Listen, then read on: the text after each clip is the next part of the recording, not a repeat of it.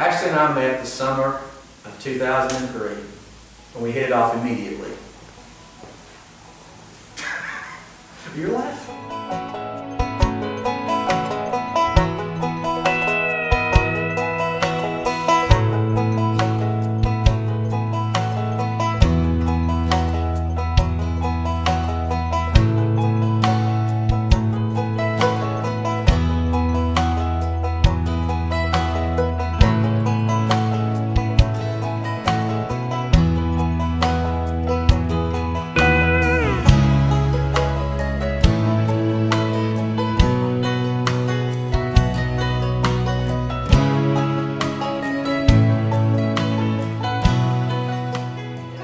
It didn't take a few minutes into our first conversation for me to realize that he's a super, super funny guy. And we've spent a lot of years since then laughing. And so they say laughter's the best medicine, and he definitely is a funny guy, and I like that best about him. I also love the fact that he loves his mom. And I grew up being told that if you meet a man who is good to his mother, that you found a good one. And he loves his mom, and he is family oriented. He has great morals and values.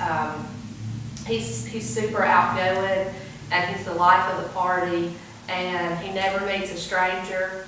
And those are a lot of qualities that I don't necessarily have, so we really kind of just complement one another.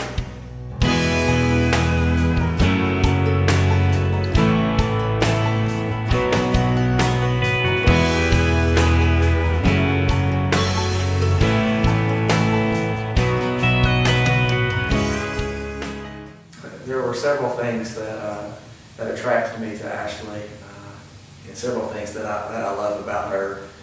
Still to this day, her smile, her eyes, her laugh when she giggles, and getting me out of my comfort zone to do things that were way out there, from writing songs to writing love letters.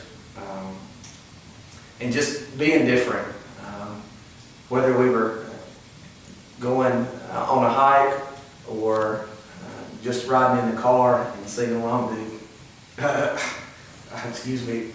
country songs that were played on the radio, with no ability whatsoever to sing.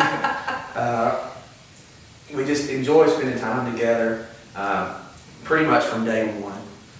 We hit it off, like I said, tremendously, and I would also get her out of her comfort zone from riding horses, which was a great experience in itself.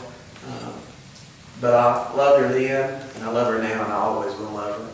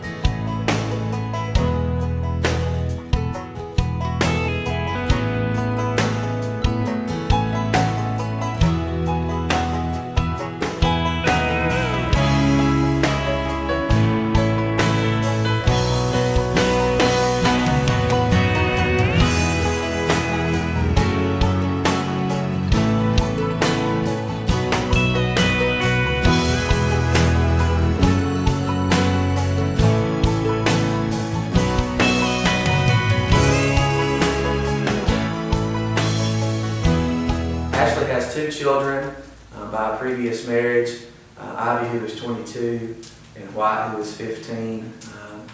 We could not have children of our own, but we would love to adopt, and that's why we're going through the process that we're going through, just for our love of children.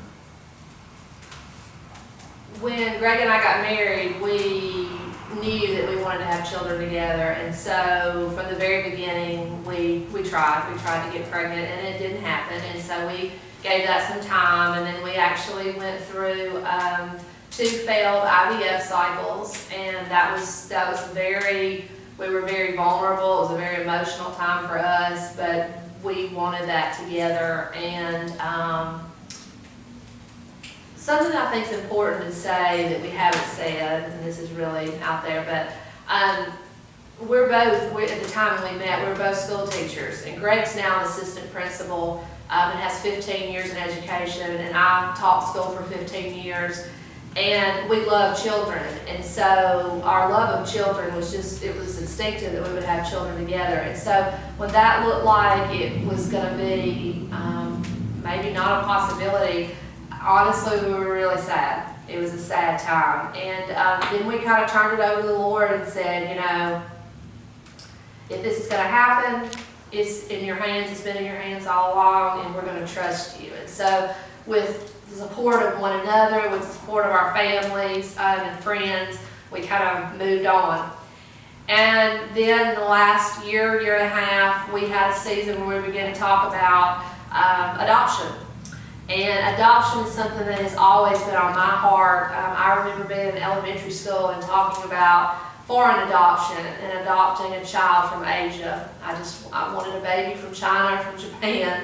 And so I've always had that on my heart, but we both know that biblically we've been charged as believers to care for orphans and care for children and for widows. And so it's our heart, it's our spirits, it's biblically what we know to be the right thing to do. And we will love a child. Biology is not an issue with us.